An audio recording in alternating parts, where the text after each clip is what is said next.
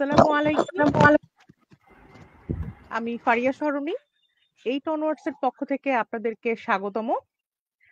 আজকে আমরা আলোচনা করব দামেস্ক বনাম ঢাকা নিয়ে। এবং আপনারা জানেন আমাদের 8 অনওয়ার্ডসটা হচ্ছে একটা মুক্ত মঞ্চ, যেখানে আমরা বাংলাদেশের ভবিষ্যৎ নিয়ে নতুন চিন্তা এবং সাহসী ধারণাগুলোর বিকাশ ঘটাই। আমাদের বিশ্বাস, সবার সম্মিলিত জ্ঞান ও অভিজ্ঞতা একটি ন্যায়ভিত্তিক, অন্তর্ভুক্তিমূলক এবং প্রগতিশীল সমাজ গঠনে সহায়ক হতে পারে। এখানে আমরা আলোচনা করি রাজনীতি, অর্থনীতি, সংস্কৃতি, সামাজিক কাঠামো নিয়ে একটি ঐক্যবদ্ধ বাংলাদেশ গড়ার স্বপ্নে, এবং যেখানে আমাদের বৈচিত্র্য যেন সম্মান পায়, আমাদের বাক স্বাধীনতা যেন অক্ষুণ্ণ থাকে।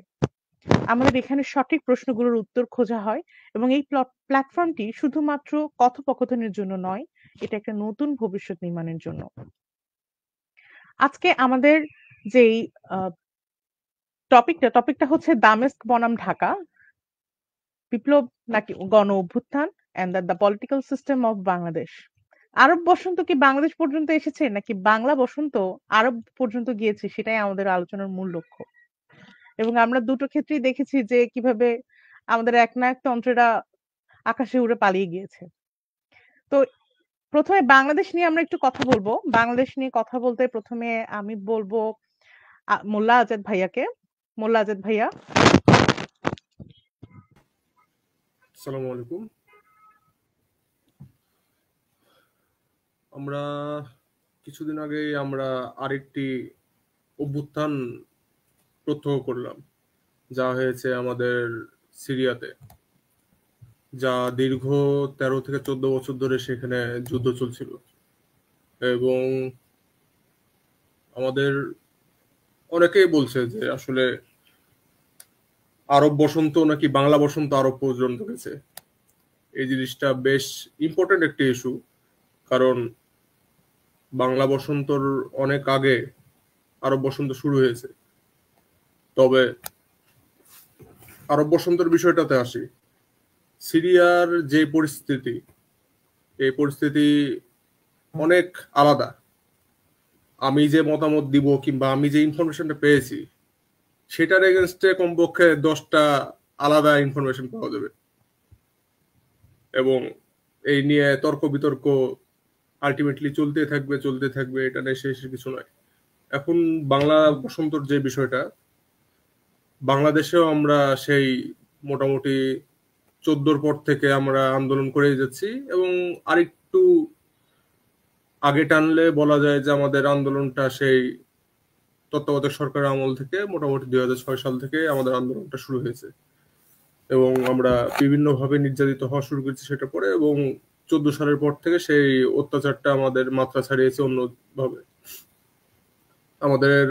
আমরা শিকার হয়েছি গুম, খুন, হত্যা, রাস্তার মধ্যে খুন, এমনকি ধর্ষণ, যেখানে জাহাঙ্গীরনগর ইউনিভার্সিটির মতো একটি রেপুটেড ইউনিভার্সিটি, যেটা বাংলাদেশের 2, 3, 4 নম্বরের মধ্যে একটি ইউনিভার্সিটি ধরা হয়, সেই ইউনিভার্সিটির মতো একটি জায়গাতে একটি ছাত্রলীগ নেতা সেখানে একটি ছাত্রলীগ নেতা কেক কেটে উদযাপন করে, তার চেলাপেলাদেরকে সে দাওয়াত করে খাওয়ায়, এই উদযাপন করে যে সে 100টার বেশি রেপ করেছে। এটা তাদের জন্য অহংকারের বিষয়, এটা তাদের জন্য মানে গর্বের বিষয়। এটা আওয়ামী গর্ব, আমাদের না। আমাদের জন্য এটি অত্যন্ত লজ্জার বিষয়। এই জিনিসটা আমাদের আসলে জুলাই আগস্ট বিপ্লব বলা হচ্ছে, কিন্তু এই বিপ্লবটা আরো আগে শুরু হয়েছে। আমরা দফায় দফায় বারবার রাস্তায় এসেছি, রাস্তায় মার খেয়েছি, বারবার আমাদের রক্ত ঝরেছে রাস্তায়। এরপরে যদি দেখি সেটা হচ্ছে যে আবু সাইদের যে বিষয়, আবু সাইদকে সে জাস্ট তার হাতটা বাহু ছড়িয়ে দাঁড়ালো, সে জানেও না যে তার উপর গুলি বর্ষণ করা হবে। সে হয়তোবা সর্বোচ্চ ভেবেছে যে তাকে রাবার বুলেট দিয়ে মারা হবে বা কিছু সেরকম, কিন্তু তাকে গুলি করে হত্যা করা হয়। এবং তারপরে আমরা কিছু সুশীল ব্যক্তি, মানে বলতে গেলে যে টাকার বিনিময়ে যারা নিজের নীতি বিক্রি করেছে, এরকম মানুষদের কাছে শুনতে পেলাম যে আসলে সে সুসাইড স্কোয়াডের একটি মেম্বার। এরকম অনেক রকমের কথা, কিন্তু সুসাইড স্কোয়াডের কথার পরেও অনেক একটা আসে যে একটা নিরস্ত্র মানুষকে কিভাবে তারা গুলি করে। একটা নিরস্ত্র মানুষ এভাবে হাত ছড়িয়ে দিল, আর হাত ছড়ানোর পরে তাকে গুলি করে মেরে ফেলা হলো। এটা কখনোই কোনো মানে সুস্থ মানুষ মস্তিষ্কে কখনো এটার এগেনস্টে বলা পসিবল না কোনো মানুষের। তারা নিজেদেরকে সুশীল কিভাবে বলে এটা আমি আজ পর্যন্ত বুঝি না। এরপরে যে বিষয়টা আসে, আমাদের বিএনপির 2022 সালের একটি আন্দোলনে, সেখানেও আমরা একই চিত্র দেখতে পাই যে পুলিশের অপোজিটে বিএনপির একজন কর্মী কিংবা একজন নেতা সে হাত ছেড়ে হয়ে দাঁড়িয়ে আছে যে দরকার হলে গুলি কর। এটা যখন মানুষ রক্ত দিয়ে শিখবে তখনই স্বাধীনতা আসবে, তখনই অভ্যুত্থান আসবে, তখনই গণ অভ্যুত্থান আসবে, তখনই বিপ্লব আসবে। এখন এই বিষয়টা বাংলাদেশের প্রেক্ষাপটে যেটা বলা যায় যে আমরা অনেক অত্যাচারিত হয়েছি। আমাদের অভ্যুত্থানের মধ্যে প্রায় 2000 মানুষ, 1600 পর্যন্ত এখন মতো রিপোর্ট পাওয়া গেছে, 1600 প্লাস মানুষ শহীদ হয়েছে। কিন্তু আমাদের এখন পর্যন্ত যেহেতু আমাদের তালিকা করা শেষ হয়নি, আমরা মানে নিশ্চিত মোটামুটি ভাবে বলা যায় যে 2000 ক্রস করেছে। তো আমরা 2000 হিসেবে ধরি যদি, আমাদের 2000 মানুষ মৃত্যুবরণ করেছে। তার সাথে প্রায় যদি ধরা যায় আওয়ামী লীগের গত 5 বছরে আওয়ামী লীগের রেজিমে খুন হয়েছে মোটামুটি প্রায় 16,500 মানুষ। সবগুলো আওয়ামী লীগ করেছে এমন না, তবে এটা থেকে বোঝা যায় যে বাংলাদেশের আইন শৃঙ্খলা পরিস্থিতি কেমন ছিল। আর এর বাহিরে আরেকটু যদি ভাসলি দেখা যায়, আল্লাহ আমাদেরকে বাঁচিয়েছেন যে আমরা একবারে ডাইরেক্ট সশস্ত্র আন্দোলন কিংবা যুদ্ধ শুরু করার আগেই আমরা আমাদের স্বাধীনতা পেয়ে গেছি। তবে স্বাধীনতাটা যেহেতু যুদ্ধ ছাড়াই হয়ে গেছে, এই কারণে এখনো আমাদের স্বাধীনতা বেশ দুর্বল। আমাদের স্বাধীনতা অর্জন করার থেকে এখন আমাদের কঠিন, মানে তা রক্ষা করা আমাদের জন্য বেশ কঠিন হয়ে এসেছে। এখন এর বিষয়ে যেটা দেখি, আমরা শুধু জুলাই আগস্ট আন্দোলনে যদি চিন্তা করি, সেখানে 2000-এর মতো যদি মানুষ মারা যায়। এর আগে 2013 সালে সেখানে হেফাজতের সব সমর্থকদেরকে শাপলা চত্বরে এক রাতের মধ্যে গণহত্যা চালানো হয়। সেখানে অনেকের পরিচয় পাওয়া যায়নি, যেহেতু অনেক মানুষ যুক্ত ছিল, অনেকের পরিচয় পাওয়া যায়নি, অনেক কিছু হয়নি। একটি হিউম্যান রাইটস সংস্থা থেকে সেই 2013 সালে 5 মের পরে বলা হয়েছিল যে প্রায় 2500 প্লাস মানুষকে মেরে ফেলা হয়েছে এক রাতের মধ্যে, এবং অনেক গুলিও খরচ হয়েছে। এর বাইরে যদি আর একটু আমরা চিন্তা করি সিরিয়ার প্রেক্ষাপট নিয়ে, সিরিয়ার প্রায় 13 বছর ধরে প্রায় 6 লাখ মানুষ মারা গেছে। এবং সিরিয়াতে মানে সবচেয়ে আন্তর্জাতিকভাবে সবচেয়ে খারাপ একটি পটভূমি ছিল হচ্ছে সিরিয়া। এখানে কোন পক্ষ কোন পক্ষকে মারছে, কোন পক্ষ কোন পক্ষের বন্ধু, আজ পর্যন্ত আজকে সিরিয়ার আসাদ বাহিনী পালিয়ে যাওয়ার পরেও সিরিয়ার মানুষ এখন পর্যন্ত ঠিক মতো জানে না যে কে তাদের পক্ষে কে তাদের বিপক্ষে। তবে আমরা খুশি হয়েছি যে এরকম 6 লাখ মানুষ হত্যাকারী একজন আসাদ, একজন প্রেসিডেন্ট, সে যে পালিয়েছে ক্ষমতা ছেড়ে, এটাতে আমরা খুশি হয়েছি। এখন অনেকে অনেকভাবে প্রশ্ন করে যে এখানে আসলে ইসরায়েল ফায়দা নিচ্ছে বা আমেরিকা ফায়দা নিচ্ছে বা রাশিয়া ফায়দা নিতে পারেনি কিংবা ইরান ফায়দা নিতে পারেনি। এখন তার বাহিরে একটা বিষয় হলো যে সিরিয়ার মতো একটি জায়গাতে যেখানে সাধারণ মানুষের উপর যে পরিমাণ অত্যাচার হয়েছে, সেদিন আমরা দেখলাম একটি মানুষকে প্রায় সেই 18 বছর বয়সে গ্রেপ্তার করার পরে, সেটা আসাদের পিতার সময় গ্রেপ্তার করা হয়েছিল এবং সে ব্যক্তি প্রায় 39 বছর ধরে আয়না করেছিল। এটা কতখানি প্যাথেটিক। আমাদের দেশের এখন পর্যন্ত যারা আয়না করেছিল এত খারাপ অবস্থাতে কেউ ফেস করেছে কিনা আমি জানি না, কিন্তু আমরা সেদনা প্রিজন থেকে আমরা অনেক কিছু মানে অনেক ফুটেজ পেয়েছি। সেখানে মানুষদেরকে হত্যা করা হয়েছে, হত্যা করার পরে অ্যাসিডের মধ্যে পুড়িয়ে ফেলা হয়েছে, অ্যাসিডের মধ্যে গুলিয়ে দেওয়া হয়েছে। সেখানে একটা আয়রন প্রেস মেশিন ছিল, তার মাধ্যমে সবগুলোকে একদম পিষে জাস্ট মাংসের দলা বানিয়ে সেটা মাটির সাথে মিশিয়ে দেওয়া হতো। এরকম খারাপ নির্যাতন আমরা দেখেছি। এরপরে যেটা আরো আসে যে কেউ আমেরিকার বিজয় দেখছে, কেউ ইসরায়েলের বিজয় দেখছে, কেউ রাশিয়ার বিজয় দেখছে, কেউ রাশিয়ার পরাজয় দেখছে, কেউ ইরানের পরাজয় দেখছে। তার থেকে সবচেয়ে বড় বিষয় হলো যে সিরিয়ার গণমানুষের বিজয় হয়েছে। এটা আমাদের জন্য এখন মানে একদম প্রাইমারি একটি মুখ্য বিষয়। প্রাইমারি লেভেলে একটি মুখ্য বিষয় হলো যে সিরিয়ার মানুষ আপাতত মুক্তি পেয়েছে একভাবে, কিন্তু তারপরে আমরা দেখছি ইসরায়েল সেখানে হামলার পর হামলা করে যাচ্ছে, প্রায় 350-র বেশি এয়ার স্ট্রাইক হামলা করেছে তাদের সিরিয়ার বিভিন্ন গুরুত্বপূর্ণ জায়গাতে, যেন সিরিয়ার নতুন গভর্নমেন্ট সেখানে কোনো শক্তি না খাটাতে পারে। এবং আমি প্রায় 20 ঘন্টার আগে নিউজ দেখলাম সাফাক.কমে যে ইরান অলরেডি এসটিএস কে হুমকি দিয়েছে যে তারা যেন বর্ডারের দিকে না আসে, না হলে তাদের চরম ক্ষতির সম্মুখীন হতে হবে। এখন এই থেকে বোঝা যাচ্ছে যে আসলে এসটিএস এর যে বিপ্লব, এসটিএস আরো অনেকগুলো ইয়ে ছিল, আইএসএস ওখানে লড়াই করেছে, আইএসএস এসটিএস এর বিরুদ্ধে লড়াই করেছে, সেখানে অন্য আরো দল ছিল, অন্য আরো বিপ্লবী দল, তার বিপ্লব নিজেদেরকে ঘোষণা করলেও তারা আসলে বিপ্লব করতে পারেনি, সেটা পরের বিষয় আসে একটু। কিন্তু তারা এখন পর্যন্ত এইদিকেও এসটিএস কেও হামলা করে যাচ্ছে, ইরানও এসটিএস এর বিপক্ষে বলে যাচ্ছে, ইসরায়েল এসটিএস এর এগেনস্টে এয়ার স্ট্রাইক এখন হামলা করে যাচ্ছে, যারা এসটিএস সাধারণভাবে একটি শক্তিশালী সরকার গঠন করতে না পারে।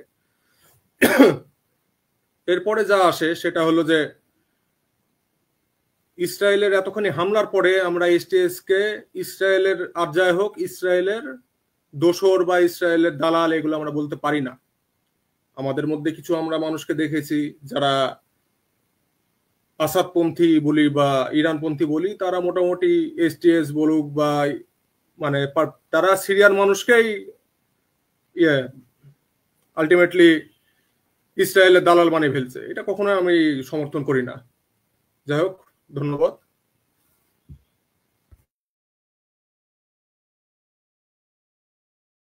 অনেক ধন্যবাদ ভাইয়াকে। তো এরপরে আমরা একটু যেতে চাই যে সিরিয়ার বিপ্লব আর বাংলাদেশের গণ অভ্যুত্থান যেটা আমরা 5 আগস্টে দেখেছি, সেটা নিয়ে একটু কথা বলতে আমরা যাব হাসান ভাইয়ার কাছে। ধন্যবাদ আপু আমাকে সুযোগ করে দেওয়ার জন্য। আসলে প্রথমত আমি যেটা বলবো, দামেস্কাসের যেই যুদ্ধের শুরুটা, ওদের যে গৃহযুদ্ধটা, এটা যেভাবে শুরু হয়েছিল সেই ব্যাকগ্রাউন্ডটা আমি একটু তুলে ধরতে চাই। যেটা আমি একটা সত্য কাহিনী যেটা বলবো সেটা হচ্ছে যে এটা কোইন্সিডেন্স হইতে পারে, যখন ধরেন আমাদের এখানে জুলাই মাসের যে গণ অভ্যুত্থানের ইয়েটা চলতেছিল, আন্দোলন এবং আমাদের যে স্বাধীনতার একটা প্রসেস চলতেছিল, সেই তখন কিন্তু আমি অনেক ভিডিও দেখতাম। তখন হচ্ছে ওই যে আপনার ইন্ডিয়ান কিছু ইয়ে ছিল, যে আমার নামটা মনে নেই, ওই ইউটিউবার হচ্ছে বাংলাদেশে মানে এই শেখ হাসিনা কি অ্যাকচুয়ালি ফেল করতেছে কিনা, কেন এটা ফেল করবে, কেন ওনার রেজিম আসলে শেষের পথে, এগুলো নিয়ে দেখতাম যে ভিডিও বানাচ্ছিল।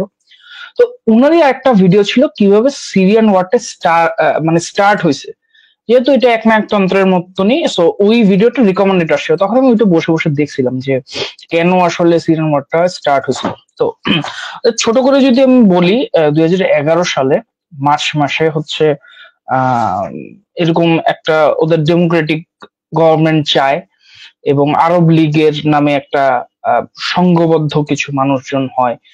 তো এইটা যখন তৈরি হয়, যেহেতু ওদের 1971 সাল থেকে এই বাসারের যে পিতা ছিলেন উনি উনি এটা কিন্তু পরিচালনা করতেছিলেন। তো মোটামুটি 40 বছর পরে, হ্যাঁ 40 বছর পরে ওইখানের মানুষ একটা ডেমোক্রেটিক গভর্নমেন্ট আনতে চায় সামহাও, কারণ অনেক প্রবলেমস চলতেছিল ওনাদের ভিতরে, যে প্রবলেমস গুলো আমরা আমাদের এই জুলাইয়ের অভ্যুত্থানেও ফেস করছি, যে আমাদের জিনিসপাতির দাম বেড়ে যাচ্ছে,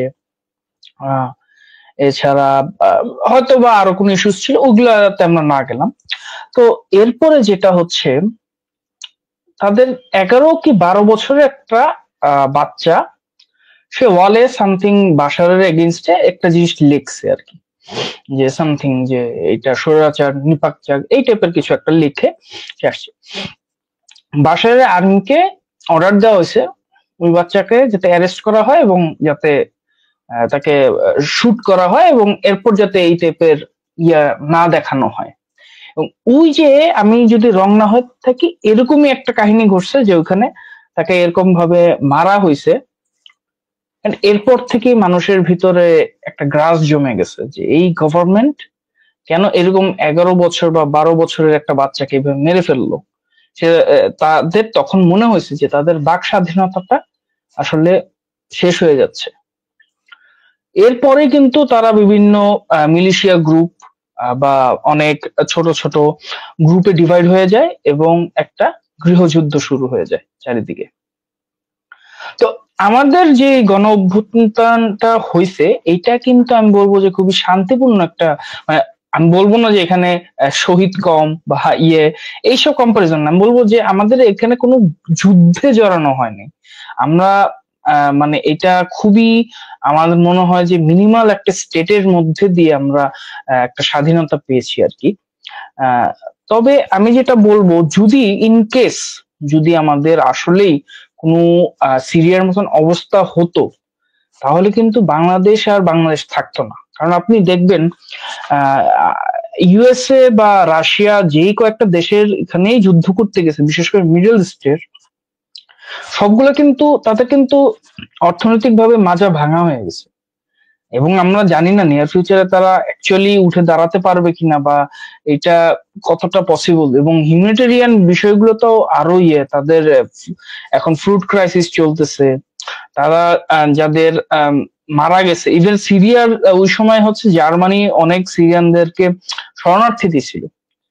আপনি চিন্তা করেন আপনার দেশে যদি সেম পরিস্থিতিটা হতো, আপনাকে কিন্তু কেউই দিত না ওই সময়। তৎকালীন ওই সময় যদি আমাদের ধরলাম আগস্ট মাসে আমাদের একটা যুদ্ধ লেগে যেত, আপনি কিন্তু মায়ানমারেও যেতে পারতেন না কারণ ওদের ওখানেও যুদ্ধ চলতেছে, ইন্ডিয়াতেও যেতে পারতেন না কারণ ইন্ডিয়া আপনাদেরকে ভালো পছন্দ করে না, যতটুকু আর কি বুঝি। কিছু মানুষ শেল্টার পাইতো যারা হয়তো আওয়ামী পন্থী ছিলেন, ওনারা হয়তো শেল্টার পাইতো, কিন্তু জেনারেল পিপলরা কিন্তু শেল্টার পাইতো না।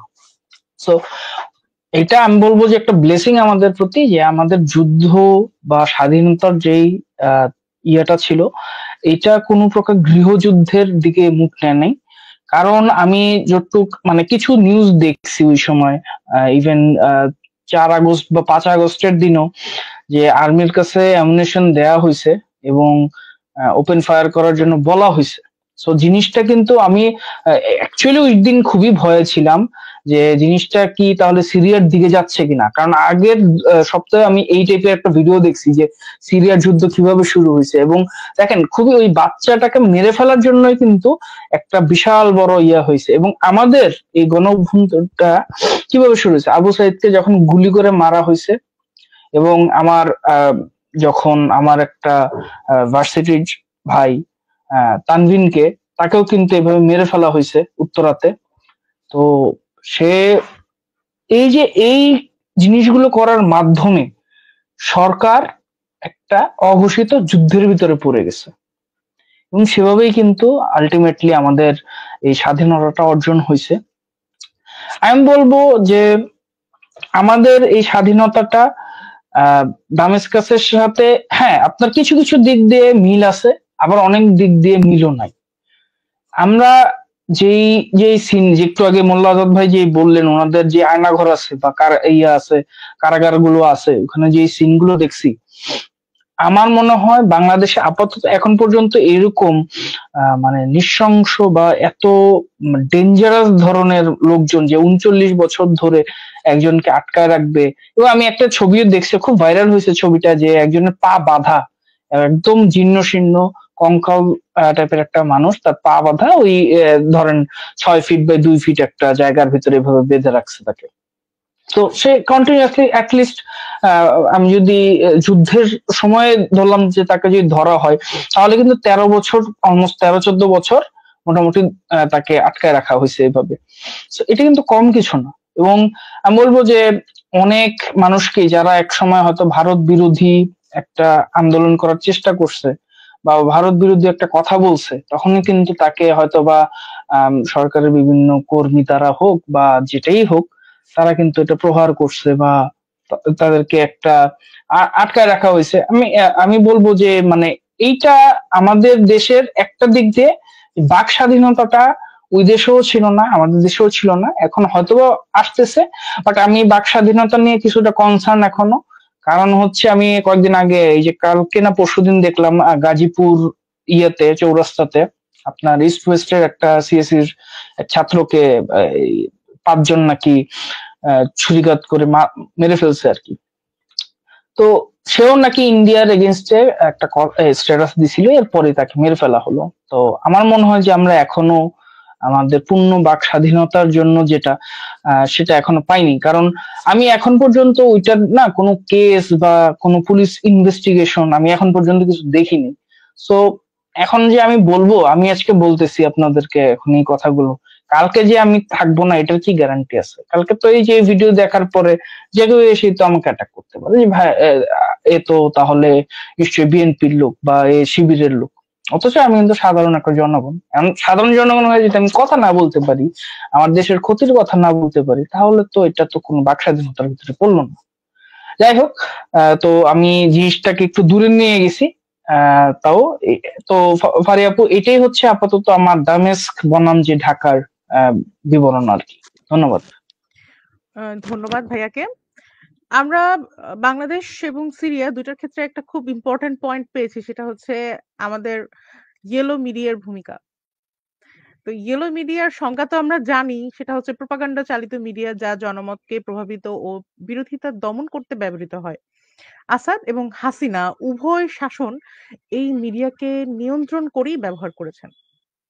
সিরিয়ার ক্ষেত্রে আমরা দেখেছি বিদ্রোহীদেরকে তারা সন্ত্রাসী হিসেবে উপস্থাপন করেছে এবং আন্তর্জাতিক সংবাদ সেন্সরও করে দিয়েছে। আর নাগরিক সাংবাদিকতা ও সামাজিক মিডিয়ার উদ্ভব যা সত্য প্রকাশ করে সেটা আসলে সিরিয়াতে হয় নাই। বাংলাদেশের ক্ষেত্রে আমরা দেখেছি সরকার ঘনিষ্ঠ মিডিয়ার মাধ্যমে বিরোধী কণ্ঠস্বরগুলোকে স্তব্ধ করেছে, ভুল তথ্য প্রচার করেছে, জঙ্গি হিসেবে আখ্যা দিয়েছে। অনলাইন প্ল্যাটফর্মগুলোর মাধ্যমে তরুণদের সংগঠিত করার যা চেষ্টা ছিল সেটাকে বারবার দমন করা হয়েছে এবং মানুষ একত্রিত হয়েছে জন্য আজকের দিন আমরা হয়তো দেখতে পাচ্ছি। তো কিভাবে স্বৈরতন্ত্র মিডিয়াকে নিপীড়নের হাতিয়ার হিসেবে ব্যবহার করে এবং এটা যে পরবর্তীতে গণ আন্দোলনের রূপ নিতে পারে, তো সেটার ক্ষেত্রে আমরা একটু কথা বলবো। এটার জন্য আমরা কথা বলবো একটু মোল্লা আজাদ ভাইয়ের সঙ্গে। উনি যদি একটু আমাদের ইয়েলো জার্নালিজম নিয়ে একটু যদি কথা বলতেন।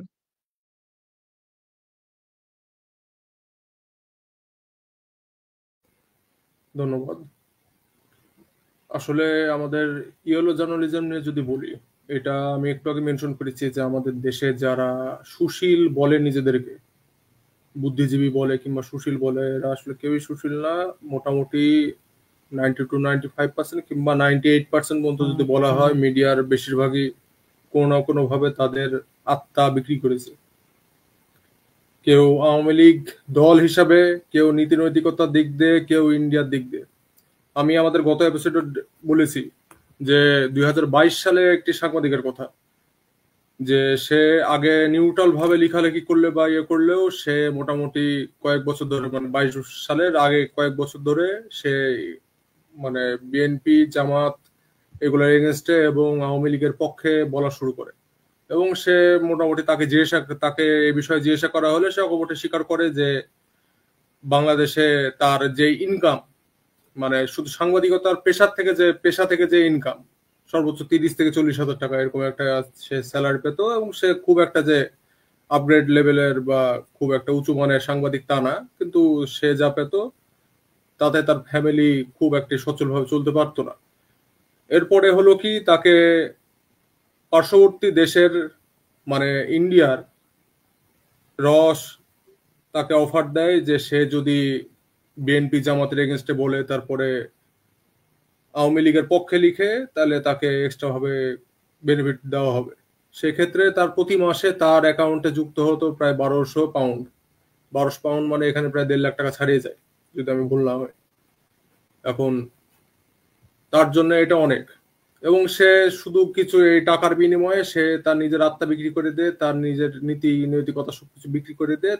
সে তার পেশাকে কলুষিত করেছে, সে মিথ্যা প্রোপাগান্ডা ছড়িয়েছে, সবকিছু করেছে। আমরা মুন্নি শাহকে দেখলাম, মুন্নি শাহ কিছুদিন আগে ধরা হয়েছিল। ধরার সাথে সাথে তার ইন্ডিয়ান হাইকমিশনের সাথে ভালো সম্পর্কের কারণে, যেহেতু তাকে আমি দালালি বলি, এজেন্ট বলি, দালাল বলি, যেটাই বলি সেটাই মানে সত্যই আসলে, তার ইন্ডিয়ার হাইকমিশনের সাথে খুব ভালো সম্পর্কের কারণে সে রাতারাতি ছাড়া পেয়ে যায়। এবং ছাড়া পাওয়ার পরে তার এগেনস্টে সাংবাদিকদের কিছু ইনভেস্টিগেশন করার পরে সেখানে জানা যায় তার অ্যাকাউন্টে প্রায় 134 কোটি টাকা। এবং তার মধ্যে থেকে 120 কোটি টাকা তুলে নেওয়া হয়েছে এবং 14 কোটি টাকা রানিং তার ব্যাংক অ্যাকাউন্টে স্টিল আছে। এবং আমার প্রশ্ন হলো, একটি সাংবাদিক যদি 5 লাখ টাকা 10 লাখ টাকা মান্থলি সে স্যালারি পায় কিংবা তার ইনকামও যদি হয়, সে যদি ব্ল্যাকমেল করেও কামায়, যত ব্ল্যাকমেল করুক বা যা করুক, যাই হোক না কেন, সবকিছু এগেনস্টেও 134 কোটি টাকা একজন সাংবাদিকের পক্ষে শুধু সাংবাদিক পেশা দ্বারা কখনোই সেটা কামানো সম্ভব না। এখন এখান থেকে বোঝা যাচ্ছে যে আসলে বাংলাদেশে হলুদ মিডিয়া বা সবকিছু প্রচার প্রচারণা এটা তৈরি করা, এটা কিভাবে তৈরি করা হয়েছে। এবার যদি আমরা সিরিয়ার দিকে যাই, সিরিয়ার দিকে আমরা আইএসআইএস কে জানি। আইএসআইএস কে জানার পরে আমরা সবচেয়ে বেশি যে জিনিসটা দেখেছি, আইএসআইএস নাকি ওয়াহাবি গ্রুপ সমর্থিত, আইএসআইএস হচ্ছে খিলাফত প্রতিষ্ঠা করবে, এই করবে ওই করবে, সবকিছু করে ফেলছে, শিয়াদেরকে হত্যা করছে, হ্যান ত্যান বহুত কথা শোনা গেছে। কিন্তু আমরা সবচেয়ে মজার বিষয় যেটা দেখেছি যে আইএসআইএস কে একটা ছবি প্রকাশ হয়েছিল এবং সেই ছবি প্রকাশের পরে সেখানে দেখা যায় যে ইসরায়েল যেই আধুনিক অস্ত্র তৈরি করেছে, জাস্ট লঞ্চ করার 1 সপ্তাহ পরে সেই ছবিটি প্রকাশ করে দেখা যায় আইএসআইএস এর হাতে সেই অত্যাধুনিক অস্ত্র। 1 সপ্তাহের মধ্যে ইসরায়েলের আর্মি থেকে আইএসআইএস এর কাছে কিভাবে গেল সেই অস্ত্র, এটা একটি বড় প্রশ্ন। আর সেখানে যদি ইসরায়েল সমর্থিত হয়, সেখানে হলুদ মিডিয়ার বক্তব্য কি, হলুদ মিডিয়ার প্রচারণাটা কেমন হচ্ছে, সেটা আমরা একটু আন্দাজ করতে পারি। এরপরে যে বিষয়টা আসে সেটা হলো যে আইএসআইএস আল নুসরা ফ্রন্ট এবং এইচটিএস এর বিরুদ্ধে এবং কুর্দিদের বিরুদ্ধে সবচেয়ে অগ্রণী ভূমিকা রেখেছে আসাদ বাহিনীর সাথে মিলে। তারা বাইরের মানুষকে শো করতো তারা আসাদের বিরুদ্ধে যুদ্ধ করছে, কিন্তু আসলে তারা আসাদের বিরুদ্ধে যুদ্ধ করেনি। আসাদের সাথে মিলে তারা অরিজিনাল যারা সুন্নি গ্রুপ এদেরকে হত্যা করেছে, অনেক জায়গায় অনেক জবাই করে মেরে ফেলেছে, অনেক ভাবে হত্যা করেছে। এটা হচ্ছে আইএসআইএস এর অরিজিনাল রূপ। কিন্তু এটা কেমন ভাবে দেখানো হয়েছে যে সব মুসলমানরা হলো জঙ্গি। এটা আমি অনেকভাবে মানে বেশ জোরালো কণ্ঠে বলতে যাচ্ছি যে মুসলমানরা জঙ্গি না। আপনারা এই হলুদ মিডিয়ার মাধ্যমে মুসলমানদেরকে জঙ্গি সাজানো বন্ধ করেন। এবং বাংলাদেশের প্রেক্ষাপটেও বলবো যে ইন্ডিয়ার মিডিয়াগুলো যখন মিথ্যা প্রচারণা বাংলাদেশের বিরুদ্ধে করেই যাচ্ছে, সেই ক্ষেত্রে এখন পর্যন্ত আপনারা আত্মা বিক্রি করা হলুদ সাংবাদিক যারা আছেন, আপনারা তো একটা মুখ তুলে একটি কথাও বলতে পারেন না যে তারা এই বিষয়টা মিথ্যে বলছে। ধন্যবাদ, এই পর্যন্ত আমি বলছি। অনেক ধন্যবাদ মোল্লা আজাদ ভাইয়াকে। আমরা এবার একটু কথা বলতে যাচ্ছি পতনের পর পুনর্গঠন নিয়ে। সেক্ষেত্রে বাংলাদেশের কি কি চ্যালেঞ্জ, সিরিয়ার কি কি চ্যালেঞ্জ। যেমন সিরিয়ার ক্ষেত্রে আমরা দেখতে পাচ্ছি যে দীর্ঘদিনের স্বৈর শাসনের পরে একটা প্রতিনিধিত্বমূলক সরকার প্রতিষ্ঠা পেতে যাচ্ছে। তারপর সিরিয়ার মানুষজনের মধ্যে অনেক গভীর বিভাজন আছে, যে বিভাজনটা মেটানো এবং শরণার্থীদের পুনর্বাসন তাদের প্রধান কাজ হয়ে দাঁড়াবে। অবকাঠামোগুলো পুনর্নির্মাণ করতে হবে তাদের। বাংলাদেশ 2.0 ক্ষেত্রে আমরা যেগুলো পুনর্গঠন করতে যাচ্ছি সেটা হচ্ছে প্রথমত আমাদের সংবিধানটা পুনর্গঠন করাটা খুবই গুরুত্বপূর্ণ। স্বচ্ছতা ও জবাবদিহিতা নিশ্চিত করতে প্রাতিষ্ঠানিক সংস্কার, নাগরিক সমাজকে ক্ষমতায়ন করা, অর্থনৈতিক বৈষম্য দূর করে জাতীয় ঐক্য গড়ে তোলা। কিন্তু আমরা জানি যে উভয় দেশের অভিন্ন চ্যালেঞ্জ রয়েই গেছে, সেটা হচ্ছে ক্ষমতার শূন্যতা, প্রতিক্রান্তি বিপ্লব এবং বিদেশি হস্তক্ষেপের ঝুঁকি। এই বিষয়টা নিয়ে আমরা একটু কথা বলবো হাসান ভাইয়ার সঙ্গে। হাসান ভাইয়া এই বিষয়টাকে ঠিক কিভাবে দেখছেন, বা আসলেও কি প্রতি বিপ্লব ঠেকিয়ে একটি দেশকে নতুন করে, দুটি দেশকে, সিরিয়া এবং বাংলাদেশ দুটোকে কি আবার নতুন করে পুনর্গঠন করা সম্ভব কিনা? ধন্যবাদ ফারিয়া আপু আমাকে আবার সুযোগ করে দেওয়ার জন্য।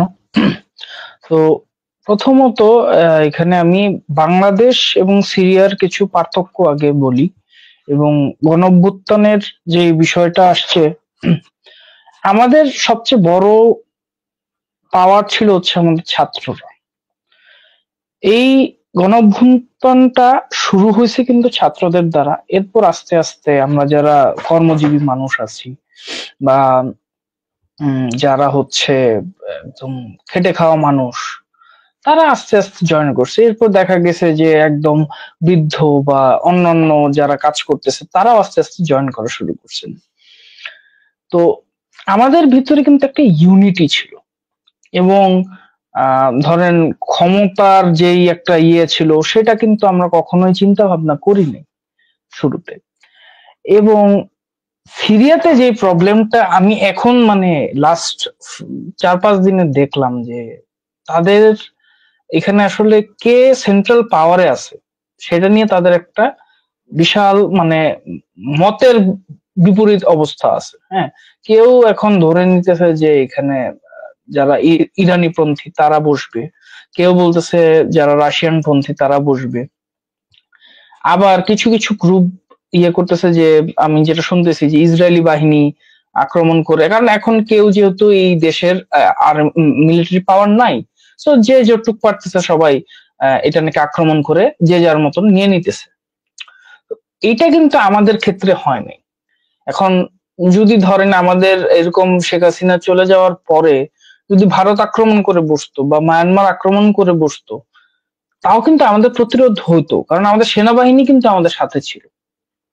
এখানে সিরিয়া এবং বাংলাদেশের মধ্যে সবচেয়ে বড় পার্থক্য যেটা আমার কাছে মনে হচ্ছে, তাদের সেনাবাহিনী কখনো তাদের সাথে ছিল না, কিন্তু আমাদের সেনাবাহিনী আমাদের সাথে আছে। সো এখানে আমি যেটা বলবো, সিরিয়ার এখন যেটা উচিত, যেহেতু আমি জানি না তাদের, আমি যতটুকু কিছু কিছু নিউজ থেকে আমি জানতে পারছি তাদেরও একটা অন্তর্বর্তীকালীন সরকার তৈরি হয়েছে, এবং আমি জানি না সেই অন্তর্বর্তীকালীন সরকার অ্যাকচুয়ালি কতটা ইফেক্টিভ ওয়েতে রিকনস্ট্রাকশন করতেছে, বা অ্যাকচুয়ালি কি আদৌ কি সেই যে অন্তর্বর্তীকালীন সরকারটা তৈরি হয়েছে সেই সরকারটা নিয়ে কি অ্যাকচুয়ালি সিরিয়ার সকল মানুষ এটা কি মেনে নিচ্ছে কিনা, বা যারা ওখানে আছে বর্তমান তারা কি অ্যাকচুয়ালি বুঝতেছে কিনা যে তাদের একটা সরকার ব্যবস্থা হয়েছে। হ্যাঁ, সেটাও কিন্তু আমার মনে হয় যে সিরিয়ার 70 বা 80% মানুষই জানে কিনা আমি শিওর না।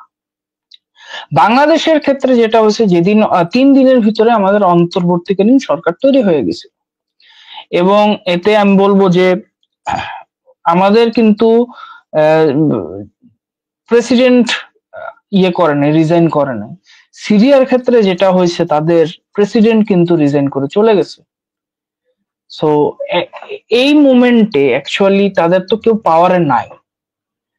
আপনি যখন বাংলাদেশের পার্সপেক্টিভে কথা বলবেন, বাংলাদেশের অনেক দিক দিয়ে অ্যাডভান্টেজিয়াস ছিল।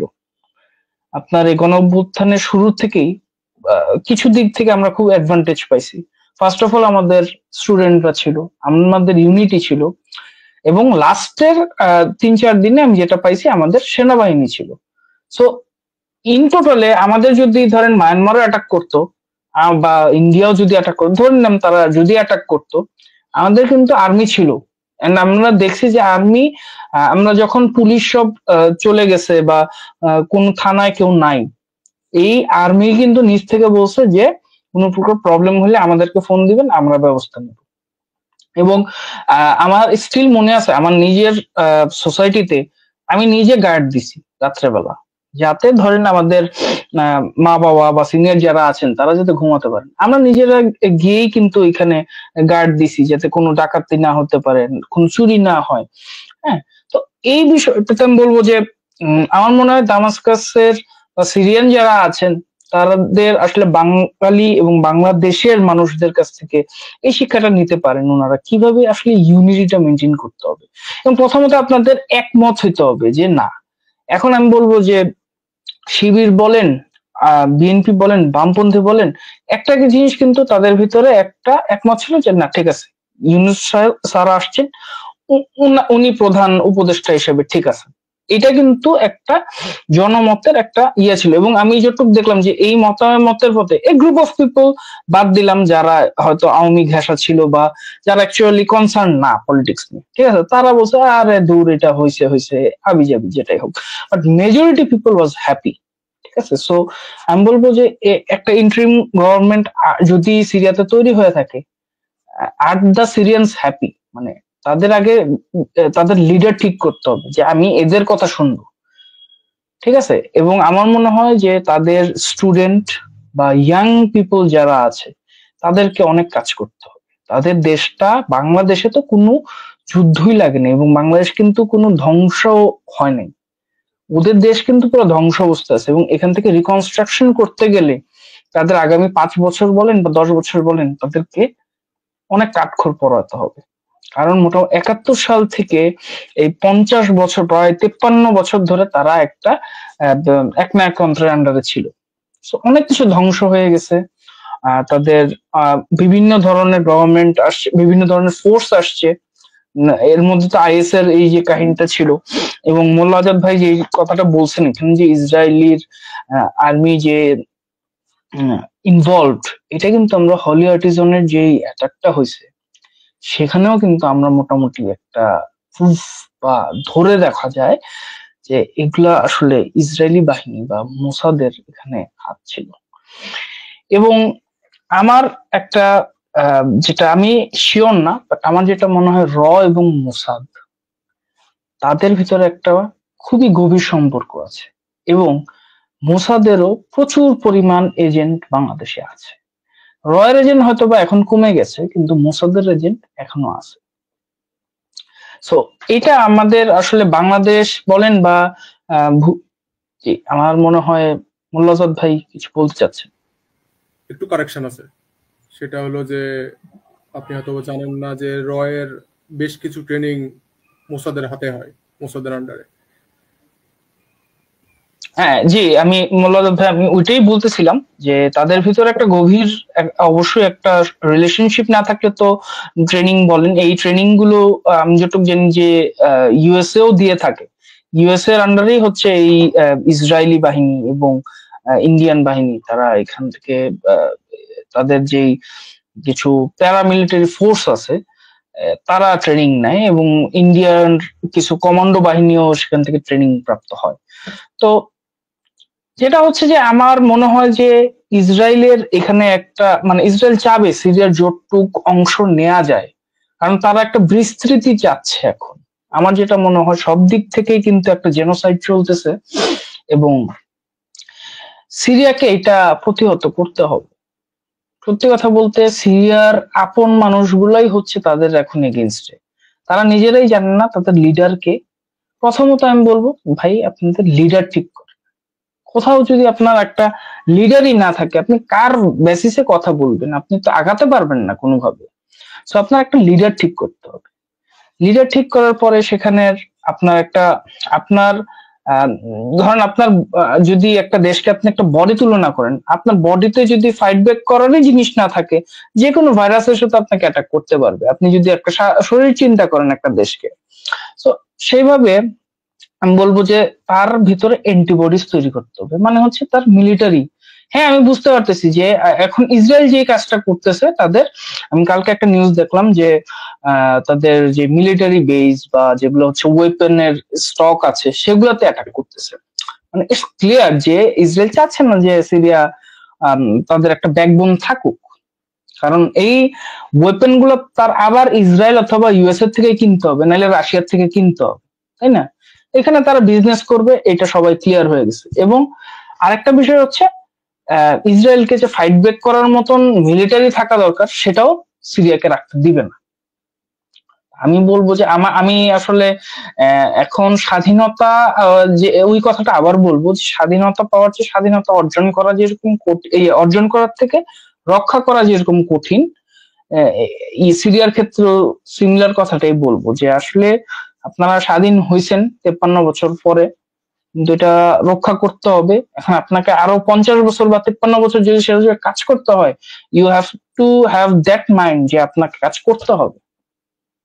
আমি এটাই বলবো যে আপনারা নিজেদের ডেভেলপ করেন। এটা আজকে আমি বললাম কালকের ভিতরেই হবে বা 1 মাসের ভিতরেই সব চেঞ্জ হয়ে যাবে, না, এটা সম্ভব না। এটা ইভেন আমি এটা বাংলাদেশিদের ভিতরেও দেখছি যে নতুন গভর্নমেন্ট আসছে, জিনিসের দাম কমতেছে না, জিনিসের এই হচ্ছে না সেই হচ্ছে না। আমি কিন্তু শুনি মানে মানুষ পারতেছে না এই তো এইখানে তো এগুলো তো প্রোপাগান্ডাই সরানো হচ্ছে ভাই। আপনি কয়েকদিন আগে গত বছরেও তো এই সময় আপনি অনেক কিছুই পারেন নাই, সেম প্রাইসে জিনিস ছিল, কারণ আমি বাজার যাই, আমি জানি কোন জিনিসের প্রাইস কি ছিল। আমি আপনার 200 টাকা ডজনেরও ডিম কিনে খাইছি আমরা যখন থাকছি। তো এখন ওটা 180 টাকা হয়েছে বা 160 টাকা হয়েছে, এটা নিয়েও দেখি মানুষের হ্যাঁ যে এখন তো আপনি ইয়ে করতে পারতেছে না, এই গভর্নমেন্ট রেখে কি লাভ, এই থাকেন আপনারা যেটা নিয়ে আসেন থাকেন। আরে ভাই আপনি তো সময় দিতে হবে। আমার প্রশ্ন হচ্ছে যে আপনি গভর্নমেন্টটা আসছে মনে হয় আগস্ট মাসে, এখন চলতেছে ডিসেম্বর, আপনি 4-5 মাসের ভিতরে কি চাচ্ছেন? আপনি 1 বছর দেন, 2 বছর দেন, সময় দেন। সো সিরিয়ার মানুষদেরও ধৈর্য ধরতে হবে।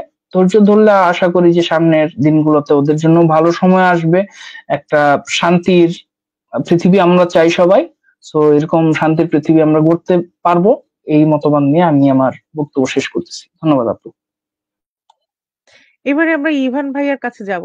ইভান ভাইয়ার কি মতামত?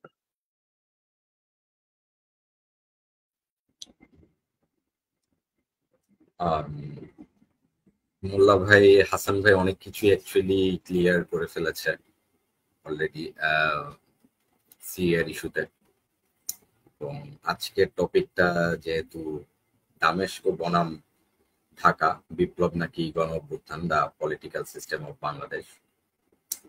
তো এখানে 3টা স্পেকট্রাম আসা পড়তেছে। একটা হচ্ছে আমাদের দেশ বাংলাদেশ, আর একটা সিরিয়া, এটা একটা স্পেকট্রাম। আরেকটা স্পেকট্রাম কি, রেভলিউশন নাকি মাস আপরাইজিং, বিপ্লব আর গণ অভ্যুত্থান। আরেকটা হচ্ছে পলিটিক্যাল সিস্টেম অফ বাংলাদেশ। এই তো 3টা স্পেকট্রাম। আচ্ছা, মোল্লা আজাদ ভাই এবং হাসান ভাই অলরেডি অনেক কিছু বলে ফেলছে, এবং আমি অ্যাকচুয়ালি জানি না আমার অ্যাকচুয়ালি অ্যাড করার মতো আর কিছু আছে নাকি এখানে। বাট আমি একটা কথা একটু স্টার্টিং এ বলে দিতে চাই যে আমি এখনো I am a student of this political বা হিস্টোরিক্যাল বা জিওগ্রাফিক্যাল বা জিও পলিটিক্স বলি বা যাই বলি, এবং things are ever changing right now. Bangladesh বলি, সিরিয়া বলি, দুইটার ক্ষেত্রেই। এবং এটাই অ্যাকচুয়ালি আমার স্টার্টিং পয়েন্ট, যেটা আমি বলতে যাচ্ছি।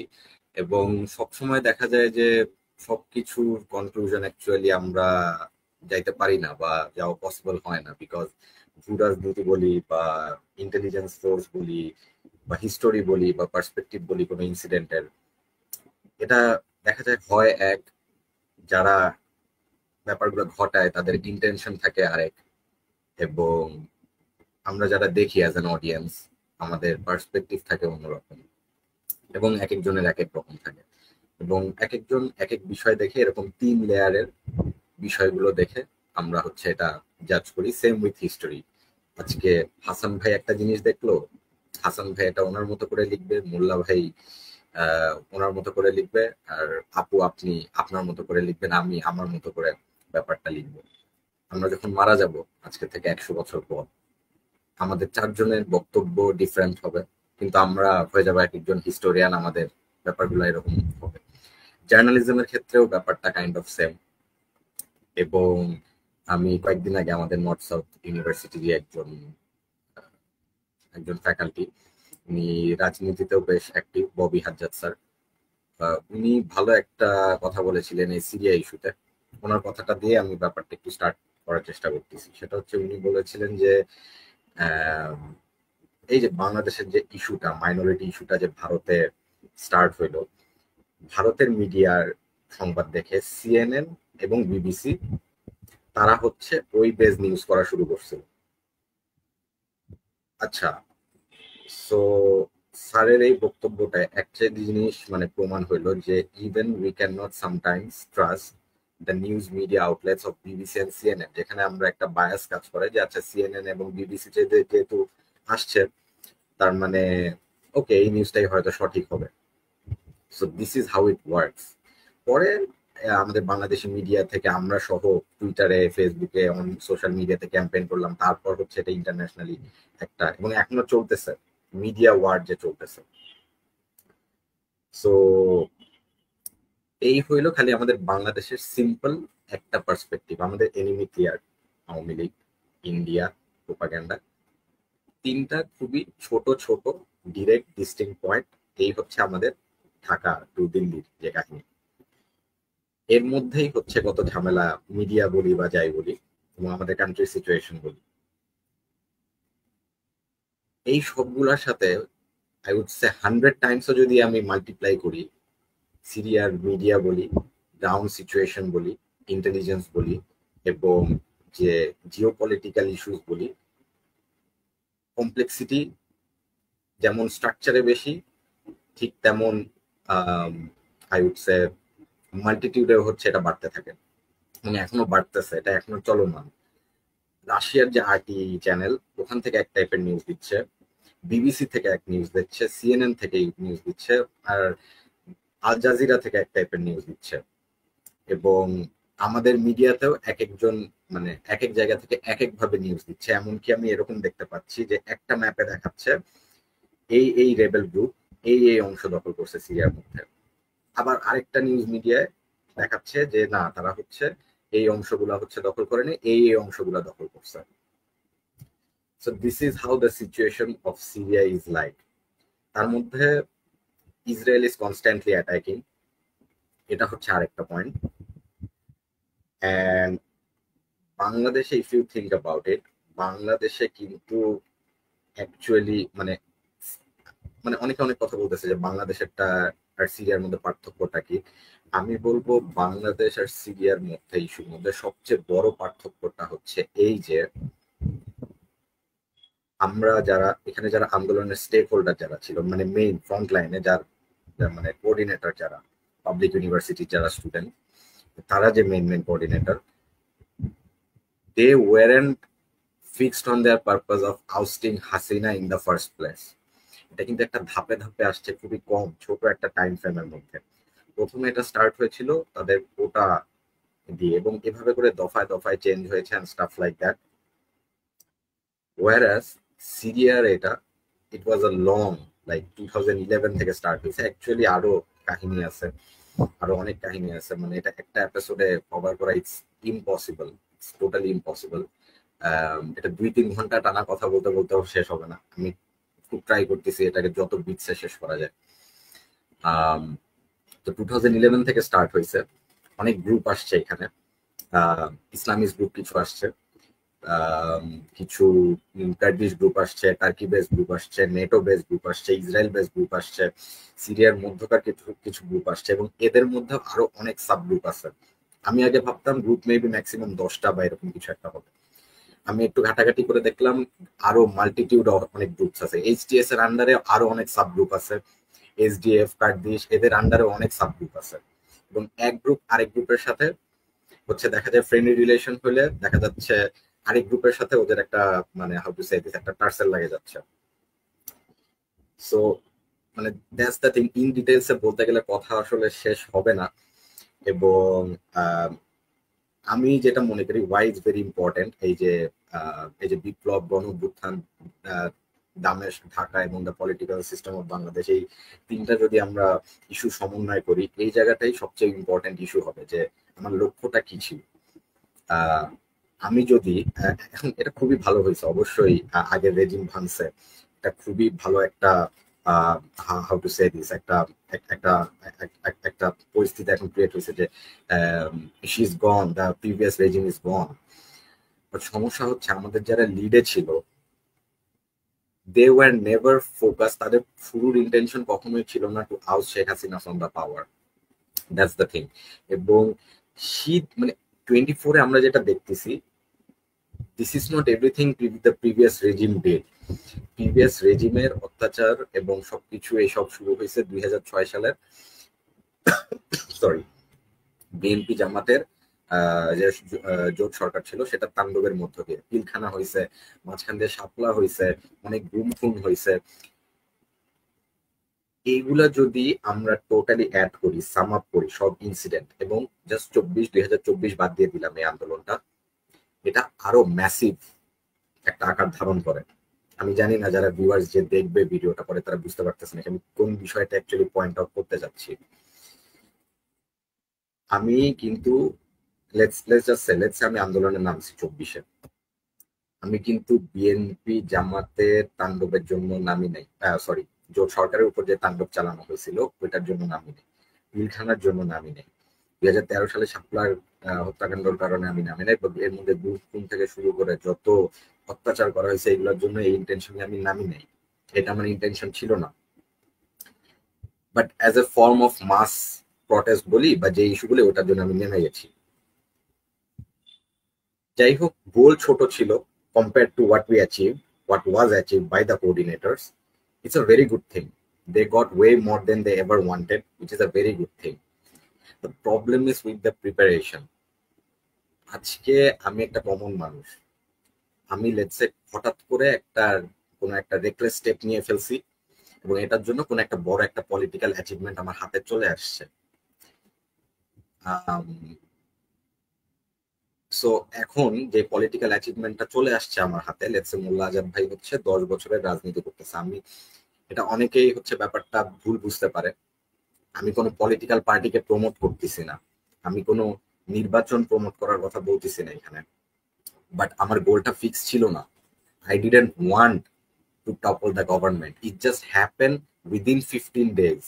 এবং এই 15 days এর আগেও কিন্তু এত অ্যাট্রসিটিস হয়েছে, পিপল ওয়ার কিল্ড ব্রুটালি, এইগুলা নিয়ে কিন্তু আমার ওইভাবে কনসার্ন ছিল না, but it just happen that way. But সিরিয়াতে যে ইস্যুটা হয়েছে 2011 থেকে, যত গ্রুপে বলি, এটা যেই গ্রুপে বলি, আমি কোনো গ্রুপের পক্ষে বিপক্ষে যাইতে চাচ্ছি না। এখানে যারা ভিডিওটা দেখবে অনেকের অনেক মত আছে এবং সামনে আরো চেঞ্জ হচ্ছে।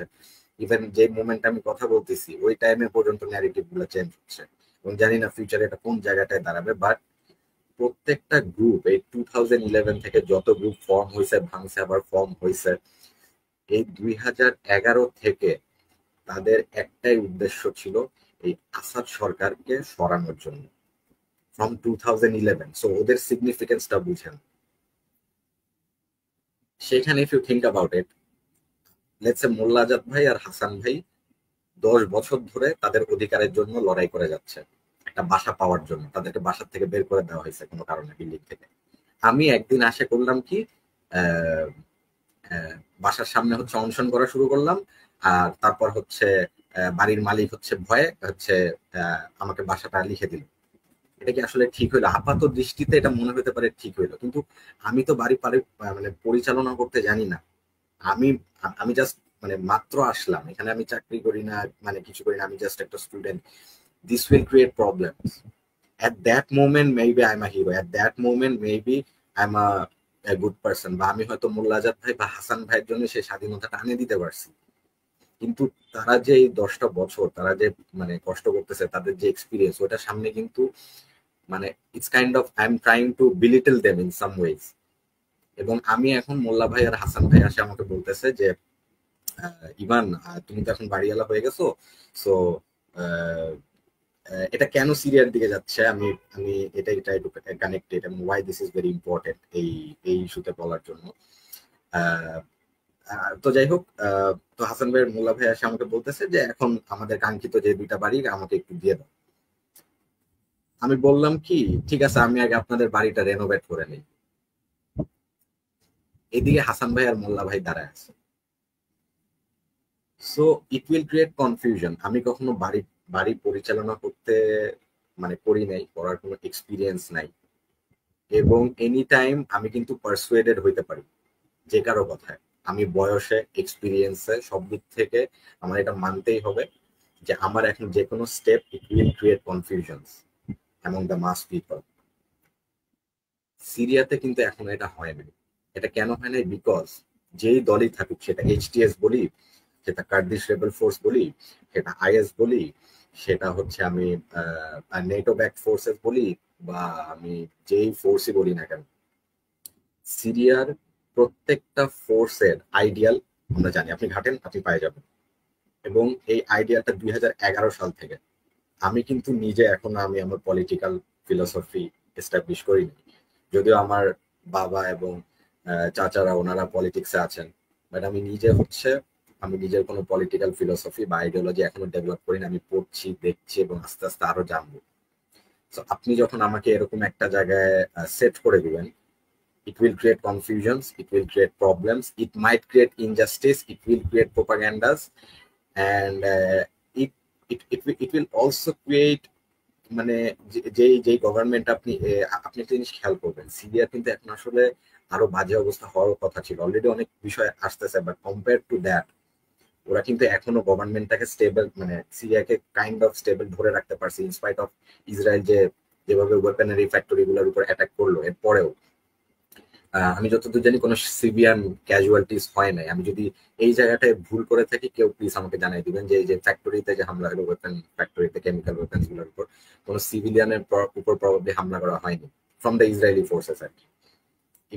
আমি যদি এই জায়গাটায় ভুল হয়ে থাকি, প্লিজ আমাকে ইন্টারাপ্ট করে হাসান ভাই বা মোল্লা ভাই বা আপু একটু কারেক্ট করাই দিবেন। সো এই জায়গাটা ওরা মেনটেন করতে পারছে, আমরা এখনো করতে পারতেছি না। হাসান ভাই যে কথাটা বললে যে ইস্ট ওয়েস্টের একটা স্টুডেন্ট প্রাইভেটে পড়ে সিএসি তে, এই জায়গাটা আমিও হইতে পারতাম, তার অ্যাক্টিভিটিস। হ্যাঁ মোল্লা ভাই তুমি শেষ করো, তারপর বলছি। আচ্ছা আচ্ছা, ও একটা অ্যান্টি ইন্ডিয়ান পোস্ট দিল, আমাদের পুরো জাতি অ্যান্টি ইন্ডিয়ান স্ট্যান্সে হচ্ছে we are on the same line, but still okay হচ্ছে এভাবে মানে উপায় হচ্ছে মারে ফেললো গাজীপুরে। অ্যান্ড জানি না অ্যাকচুয়াল রিজন কি ছিল, but the things point otherwise. এটা একটা কোইন্সিডেন্স নাকি না আই ডোন্ট নো, বাট এরকম বেশ কিছু ঘটনা ঘটতেছে অলরেডি। অ্যান্ড গতকাল একটা সাংবাদিককেও অ্যাটাক করা হয়েছে, তার উপর অ্যাটাক করা হয়েছে গতকালই। আমি ঠিক ওই টিভি চ্যানেলটার নাম ভুলে গেছি। So this is the type of problems যেগুলো হবে। আমরা একটা অ্যান্টি ইন্ডিয়ান স্ট্যান্স নিয়ে বর্তমানে আছি। এই অবস্থায় কোনো কোঅর্ডিনেটররা, মানে আমার এটা খুব খারাপ লাগছে, আমি সরি এটা বলতে হচ্ছে, যে একজন কোঅর্ডিনেটরও মানে এটা নিয়ে কোনো পোস্ট দিল না। বা মানে আমি দেখতেছি কোঅর্ডিনেটররা বিভিন্ন জিনিস নিয়ে পোস্ট দিতেছে। আমি একটু আগেও দেখলাম, ফোন চেক করে দেখলাম, এক কোঅর্ডিনেটর, আমি নাম বলবো না, সে তার গ্রামের ছবি শেয়ার দিচ্ছে। তো অবশ্যই ভাইয়া আপনি আপনার গ্রামের ছবি শেয়ার দেন, কোনো সমস্যা নেই, আমরা সবাই সবার গ্রামকে খুব ভালোবাসি। বাট এখানে একজন একজন ভাইয়া সে ইস্ট ওয়েস্টে সিএসসি তে পড়তো, সে হচ্ছে নাইট ডিউটি করতো, এবং আমি আন্টি তার মার হচ্ছে ভিডিওটা দেখলাম। ওখানে হচ্ছে মানে যেটা রিয়েলাইজ করলাম, উনি চাকরি পড়াশোনা সব ছেড়ে আন্দোলনে নামছিল, এবং এখন তার নিজের মতো তার লাইফে আবার ফেরত চলে গেছে। নো উপদেষ্টা চাই এনিথিং, তার ফেসবুকে এরকম কিছুই নাই, just normal anti Indian post, এবং পুরো দেশের সাথে যে বাংলাদেশ আজকে হচ্ছে ভারতের উপর মাথা উঁচু করে কথা বলতে পারতেছে। তো এরকম একটা মানুষ কেন মানে স্বাধীন দেশে আসে এরকম একটা অবস্থা হবে? এই দিক থেকে মানে প্রথমে তো মনে হয়তো বাংলাদেশে রেভলিউশন হয় নাই, বাট এখন confirm it's not a revolution. Revolution means a complete breakdown of the previous system. মানে আগের যে বাসাটা ওটা পুরো আপনি ভেঙে, পুরো একেবারে যে ওখানে ফাউন্ডেশনটা আছে, ফাউন্ডেশনটা আপনি ভেঙে দিবেন, এবং ওখানে নতুন একটা ফাউন্ডেশন করে বাড়ি তুলে দিবেন, তখন ওটাকে রেভলিউশন আপনি বলতে পারবেন। এটা অ্যারিস্টটলের সংজ্ঞা অনুসারে এটা হচ্ছে রেভলিউশন। এগুলো কিছুই হয়নি, বাট এখন যা দেখতেছি এগুলো নিউজ শুনে তো মনে হচ্ছে যে মানে মাস আপরাইজিংও তো অ্যাকচুয়ালি হয় না। কারণ মাস আপরাইজিং যদি হইতো, এবং মাস আপরাইজিং এর সাথে যদি একটা অ্যান্টি ইন্ডিয়ান স্ট্যান্স থাকতো, এবং এখন হচ্ছে এরকম হামলা ইয়া হচ্ছে, this is kind of pathetic actually. এবং আমি এটাই বলতেছি, সিরিয়াকে যারা যারা রেবেল ফোর্স আছে, সব রেবেল ফোর্স এক না। সিরিয়ার সব রেবেল ফোর্স কিন্তু এক না, যদিও ওদের সবার একটা কমন টার্গেট ছিল আসাদকে হটানো, কিন্তু ওদের নিজস্ব চিন্তা ভাবনা আছে, রাষ্ট্র পরিচালনা বলি, সরকার বলি, এগুলোর ক্ষেত্রে। আরেকটা ইনফরমেশন দিতে চাই, ওখানে প্রাইম মিনিস্টার কিন্তু এখনো বহাল তবিয়ত আছে তার জায়গায়, অর্থাৎ প্রধানমন্ত্রী। আমরা দৌড়ানি দিছি আমাদের প্রধানমন্ত্রীকে, ওরা দৌড়ানি দিছে ওদের রাষ্ট্রপতিকে। তো আমাদের ক্ষেত্রে পুরাই একটা ইনভার্স মানে কাজ করেছে সিরিয়ার সাথে আমাদের সাথে। এবং আরেকটা সমস্যা কি, মানে যেখানে যে সমস্যাটা হয়, আমি কখনো বাড়ি পরিচালনা করতে পারি না। হুট করে আমাকে একটা বাড়ি দিয়ে দেওয়া হলো, আমি যাব না? আমি কখনো ইলেকট্রিসিটি বিল দেই নাই বাসার এই পর্যন্ত, আমি কখনো আমার পানির বিল দেই না, আমি কোনো মেনটেনেন্স জানি না, আমি কিভাবে সিকিউরিটি গার্ড ওদের সাথে সামলাইতে আমি এটা জানি না। আপনি হুট করে আমাকে একটা বাড়ি দিয়ে দিবেন, ইট উইল ক্রিয়েট প্রবলেমস। সিরিয়ার যারা রেবেল ছিল, this are very experience people. 2011 থেকে হচ্ছে তারা বিভিন্ন ভাবে মিলিটারি বলি, পলিটিক্যাল বলি ওয়েতে তারা হচ্ছে এটা মানে they have been running this. So yeah, this are the common differences when I say যে দামেস্ক বনাম ঢাকা এবং বিপ্লব নাকি গণঅভ্যুত্থান, এবং আমাদের বাংলাদেশের যে পলিটিক্যাল সিস্টেমটা যেখানে আসে দাঁড়াইছে। আমি এখানে আরেকটা কথা বলতে চাই, সেটা হচ্ছে আমাদের বাংলাদেশের পলিটিক্যাল সিস্টেম, এই কথাটা বলতেই হয় অ্যাকচুয়ালি। আমাদের পলিটিক্যাল সিস্টেমটাকে it's kind of like vote bank policy. যে যত ভোট ব্যাংকে যে যেসব কাজ করে ভোট নিতে পারবে, যে যত এটাই পাবলিসিটি ক্রিয়েট করতে পারবে, he or she or their political party is the ultimate winner. আজকে আমি একটা ভালো কাজ করলাম, ডাজেন্ট ম্যাটার, কিন্তু আমার সেই ভালো কাজ যদি পাবলিক নেয় এবং এটা যদি ওই পরিমাণ ভিউ পায় এবং ছড়ায়, তাহলে আমি বাংলাদেশি পলিটিক্যাল সিস্টেমে একজন উইনার। আনলেস মানে ওটা যদি না হয় তাহলে আমি উইনার না। তার মধ্যে লেটসে আজকে আমি নির্বাচনে দাঁড়াইলাম, মোল্লা আজাদ ভাইকে এবং হাসান ভাইকে বললাম, মোল্লা ভাই, হাসান ভাই, কিছু মনে করবেন না, আমি ছোট ভাই হিসেবে এক্সাম্পলটা দিচ্ছি, যে আপনাদের দুজনকে আমি 10,000 করে টাকা দিব, ভোটটা কিন্তু আমাকেই দিয়েন, আপনার ফ্যামিলির থেকে, দুজনের ফ্যামিলি থেকে সবগুলো ভোট যাতে আমার পার্টিতেই যায়। এটা কিন্তু ইলিগাল কিছু না, you can do it, but তাহলে কি আমরা নির্বাচনটাকে আসলে সুষ্ঠু বলতে পারি? তাহলে তো দেখা যাবে যে কেউ ভালো কাজ করতেই চাবে না, বরং যেই কাজে হচ্ছে অ্যাকচুয়ালি ফুটেজ আছে, যেই কাজে হচ্ছে অ্যাকচুয়ালি ভোট ব্যাংক ভারী হচ্ছে, পলিটিক্যাল পার্টিগুলো শুধু ওই কাজের দিকেই যাবে, আলটিমেটলি কিছুই হবে না। এই যে শিহাব ভাইটা যে মারা গেল, মানে ওয়্যার ইজ হিজ মানে কন্ট্রিবিউশন, মানে কেন এখন আন্টির মানে আমার ভিডিও দেখতে হচ্ছে যে উনি কান্নাকাটি করতেছে, যে মানে এই ভাইটা উনি হচ্ছে রাতে চাকরি করে সকালে যায় হচ্ছে আবার ক্লাস করে, তার মধ্যে সিএসসি মতো সাবজেক্ট নিছে উনি, মানে so what political system and what reformation and মানে মানে ওয়াই ইজ দিস হ্যাপেনিং? এবং ultimately if this keeps continuing, হয়তো ইন্টারিম চলবে, সময় চলে যাবে, কিছু কিছু মানুষের মধ্যে একটা ক্ষোভ রয়ে যাবে। আপনি আজকে বাসায় যে ওই কোন সাংবাদিক আমার মনে হয় না আন্টির ইন্টারভিউটা নিলে দেখেন, আমি pretty sure she will be pissed at the current government and to our কোঅর্ডিনেটরস as well, যে কেন তাদেরকে নিয়ে কোনো পোস্ট বা কিছু দেওয়া হলো না বা এনিথিং। এখানে পাবলিক প্রাইভেট বলে কিছু নাই, উনি ওনার কোনো পোস্টে আমি দেখিনি উনি পাবলিক প্রাইভেট কোনো ইস্যু আনছে বা উনি কোনো উপদেষ্টা হইতে চাইছে or something like that, nothing like that. So this is where actual Dameshko বনাম Dhaka is. This is where it says এটা কি বিপ্লব নাকি গণঅভ্যুত্থান, এবং summarizing the political system of Bangladesh especially, this is where it comes to. আমি at the same time আরেকটা last একটা জিনিস অ্যাড করতে চাই, which is সরি, সিরিয়ার ইস্যুতে একটা কথা বলে আমি শেষ করতে চাই, সেটা হচ্ছে সিরিয়ার issue has started way before and it will keep continuing like this. এবং এখানে এক একজনের ইন্টেলিজেন্স রিপোর্ট এক এক রকম, ইরানের ইন্টেলিজেন্স রিপোর্ট এক বলতেছে, ইউএস এর ইন্টেলিজেন্স রিপোর্ট এক বলতেছে, ইসরায়েলের আরেক বলতেছে, এক একজনের এক এক মত। Instead of coming to a conclusion about the Syria, I think আমাদের অ্যাটলিস্ট এই জায়গাটাই শেখা উচিত যে বিএনপি বলি, জামাত শিবির বলি বা বৈষম্য বিরোধী ছাত্র আন্দোলন বলি, এই তিন গ্রুপের মধ্যে যতটা না মিল বা সিমিলারিটিস আছে, এর থেকে 1000 গুণের বেশি ডিসিমিলারিটিস আছে সিরিয়ার যত রেবেল ফোর্স আছে তাদের মধ্যে।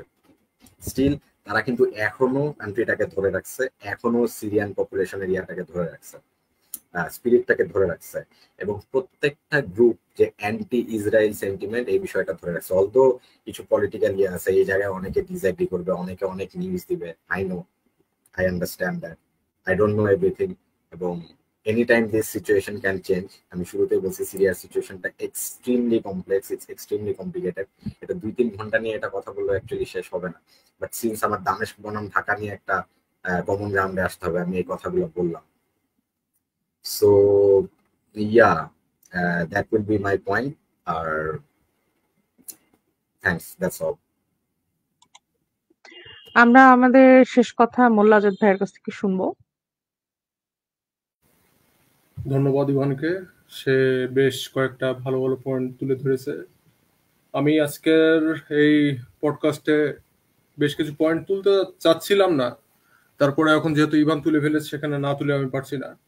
সেক্ষেত্রে আমি কিছু জিনিস বলতে চাই, যে আবু সাইদকে হত্যা করার পরে, তারপরে চট্টগ্রামে অসীম আকরামকে হত্যা করার পরে আমরা প্রাইভেট স্টুডেন্টরা কিন্তু কেউ কিন্তু কোটা আন্দোলনের জন্য নামেনি।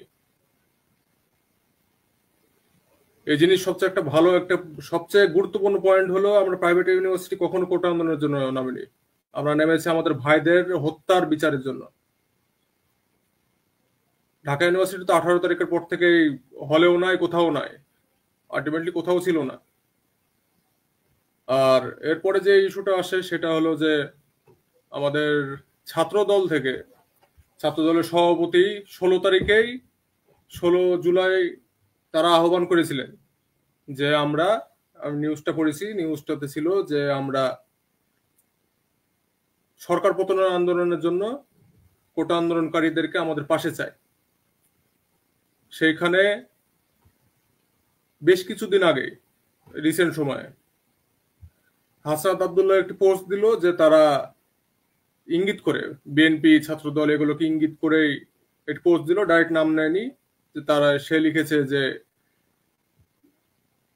এখানে জিজ্ঞাসা করলো, 18 তারিখের একজনকে জিজ্ঞাসা করেছে যে সরকারের ফেলার জন্য তারা সাহায্য যাচ্ছে, সেখানে নাকি আমাদের দল থেকে বলা হয়েছে যে না, আমাদের এখন সরকার ফেলার কোনো চিন্তা ভাবনা নাই। এখন এই বিষয়টা যে আসছে, সেখানে 16 তারিখে যেখানে ছাত্রদল কোটা আন্দোলনকারীদেরকে নিজের পক্ষে মানে সরকার পতনের জন্য ডেকেছে, আহ্বান করেছে, সেখানে 18 তারিখ নিয়ে এরকম একটা মিথ্যাচার করা, এটা কখনোই কাম্য নয়। দ্বিতীয় কথা যেটা, তারা বৈষম্যর কথা বলছে, বৈষম্য বিভিন্নভাবে হয়েছে। 5 তারিখের আগে হয়েছে, 5 তারিখের পরে হয়েছে। 5 তারিখের পরে কিভাবে হয়েছে সেটা সবচেয়ে বড় বিষয় হলো, আমাদের সম্পূর্ণ যতগুলো পাবলিক ইউনিভার্সিটি আছে, পাবলিক ইউনিভার্সিটির মধ্যে শুধু রাজশাহী ইউনিভার্সিটির একজন ছাত্র সে আহত ছিল সেই 5 আগস্টের বেশ পরে সে মারা গেছে। একজন শহীদ বাদ দিয়ে পাবলিক ইউনিভার্সিটিতে কোনো শহীদ নাই। ন্যাশনাল ইউনিভার্সিটি থেকে শহীদ আছে, প্রাইভেট ইউনিভার্সিটি থেকে সবচেয়ে বেশি শহীদ স্টুডেন্টদের মধ্যে থেকে। আর আমাদের উচিত, মানে বিশেষ করে সমন্বয়কদের উচিত যাত্রাবাড়ি, নারায়ণগঞ্জ সেসব এলাকার মানুষদের পা ধুয়ে পানি খাওয়া। এটা শুনতে একটু খারাপ লাগতে পারে, তারা বেশ উঁচু পর্যায়ে আছে, আল্লাহ যে সম্মান তাদেরকে দিয়েছে সেই সম্মান টেনে নেওয়ার আমি কেউ না, কিন্তু তারা যখন একটি দায়িত্বের জায়গাতে বসে থেকে যখন মিথ্যাচার করে কিছু, সেক্ষেত্রে আমাদের সেটা জবাব দেওয়া প্রয়োজনীয়। এবং দ্বিতীয় আরেকটি কথা হলো, ইন্ডিয়ার আগ্রাসনের ইস্যুতে ডক্টর ইউনূস যে এই পদক্ষেপটা নিয়েছিলেন সব দলকে ডেকে, এটার আমি অবশ্যই প্রশংসা করি এবং আমি এটা অ্যাপ্রিসিয়েট করছি। সেই ক্ষেত্রে যেটা আসে যে রিসেন্টলি পরশুদিন কি তার আগের দিন নাহিদ ইসলাম, উপদেষ্টা এবং সমন্বয়ক নাহিদ ইসলাম, তিনি বলেছেন কি যে রাজনৈতিক দলগুলো সরকারকে ব্যর্থ করার চেষ্টা করছে। এখন একটি ঐক্যমতে আসার পরে, একটি প্ল্যাটফর্মে সবাই একসাথে দাঁড়ানোর পরে একটি উপদেষ্টার কাছ থেকে এরকম কোনো কথা, এটা কখনোই উচিত নয়। সে আবার সেই বক্তব্যটি সে প্রত্যাহারও করেছে এবং তার প্রেস সচিব তাকে প্রত্যাহারও করেছে এবং তার চাকরি থেকে সেখান থেকে সরিয়ে দিয়েছে। এখন বিষয়টি হলো যে এরকম একটি কথা বলার আগে সে কি বলছে, তার দায়িত্ব কতখানি, সে কোন দায়িত্ব, মানে সে কোন পজিশনে আছে, তার দায়িত্ব কতখানি, এটা না বুঝলে কখনো হবে না। আর দ্বিতীয়ত ইলেকশনের বিষয়ে ডাইরেক্ট ইভান বলতে চাইনি, যেহেতু সে রাজনৈতিকভাবে অ্যাফিলিয়েটেড না ডাইরেক্ট, সেক্ষেত্রে আমি যেহেতু অ্যাফিলিয়েটেড, সেক্ষেত্রে আমি বলবো যে বিএনপি বারবারই বলে আসছে যে ইলেকশনের আগে সরকার কি কি করতে চায় তার একটি রোড ম্যাপ দেওয়ার কথা। এই রোড ম্যাপ কিন্তু দেওয়াই যায়, সেখানে কিন্তু সরকার পক্ষ থেকে বলতেই পারে যে আমরা এগুলো রোড ম্যাপ দিলাম, আরো কিছু সংস্কার যদি আমাদের প্রয়োজন মনে হয় সেটা আমরা এখানে অ্যাড করতে পারি। এরকম একটা রোড ম্যাপ দিতে পারে যে তারা কি কি সংস্কার করবে। তারা কোনো রকমের সংস্কার করবে না কিংবা কোনো রকমের রোড ম্যাপ প্রকাশ করবে না, কিন্তু সংস্কারের নাম করে শুধু ডিলে করবে ইলেকশন, এটা কখনো পসিবল না, এটা উচিত না, কোনোভাবেই উচিত না। এখানে একটা অনাস্থার বিষয় তৈরি হয়। এখানে কিভাবে অনাস্থার বিষয়টা তৈরি হয়, যে একটি দেশ তার উন্নতির শিকড় থেকে শেকড়ে পৌঁছতে অসীম সময় লাগে। আপনি 200 বছর পরে আসলেও কেউ না কেউ নেতা 200 বছর পরে, 200 বছর ধরে টানা উন্নয়ন করে গেল, 200 বছর পরে কোনো না কোনো নেতা এসে বলবে আরো এই উন্নয়ন বাকি, আমরা এই উন্নয়ন করব। এখানে সংস্কারটা এইভাবে চলে না। ন্যূনতম সংস্কার, আপনি প্রশাসন কিছু ক্লিন করেন, প্রশাসনের সবকিছু ঠিকঠাক করে, ইলেকশন কমিশন আর বাকি যতগুলো আছে ফোর্স, এগুলো আপনারা ঠিক করেন, এগুলো একটা ঠিক করার রোড ম্যাপ দেন যে আমরা এইভাবে কাজ করছি, এতদিন পরে হতে পারে, সেটা 6 মাসও হতে পারে, 1 বছরও হতে পারে। আপনি কিছুই জানাবেন না, শুধু বলে যাবেন যে 2 থেকে 4 বছর পর্যন্ত সময় লাগতে পারে, এটা সমীচীন না। ধন্যবাদ। সবাইকে অনেক অনেক ধন্যবাদ। প্রিয় শ্রোতা, আজ আমরা আমাদের পডকাস্ট সিরিজের শেষ পর্যায়ে চলে এসেছি। আজকে আমরা ছিলাম পডকাস্টের 3য় পর্বে। এই আলোচনায় আমরা বিশ্লেষণ করেছি বাংলাদেশের রাজনৈতিক ইতিহাস, 2024 সালের ছাত্র আন্দোলনের তাৎপর্য এবং এটি কি একটি প্রকৃত বিপ্লবের প্রতীক নাকি কেবল একটি গণ অভ্যুত্থানের উদাহরণ।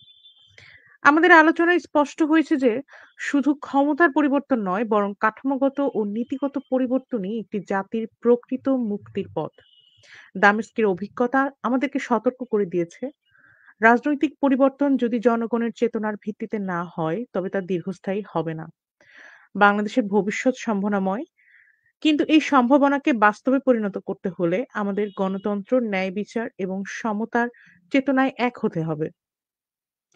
এই পডকাস্টে অংশগ্রহণ এবং আমাদের সঙ্গে থাকার জন্য আপনাদের সবাইকে ধন্যবাদ। আসুন আমরা সবাই একসঙ্গে নতুন বাংলাদেশের গল্প লিখি। 8 অনওয়ার্ডস থেকে বিদায়, তবে আমাদের চিন্তা এবং পরিবর্তনের যাত্রা চলমান থাকবে। আমাদের এই ভিডিওটি ইউটিউবে এবং ফেসবুক পেজে দিয়ে দেওয়া হবে। Please like, subscribe and share. ধন্যবাদ।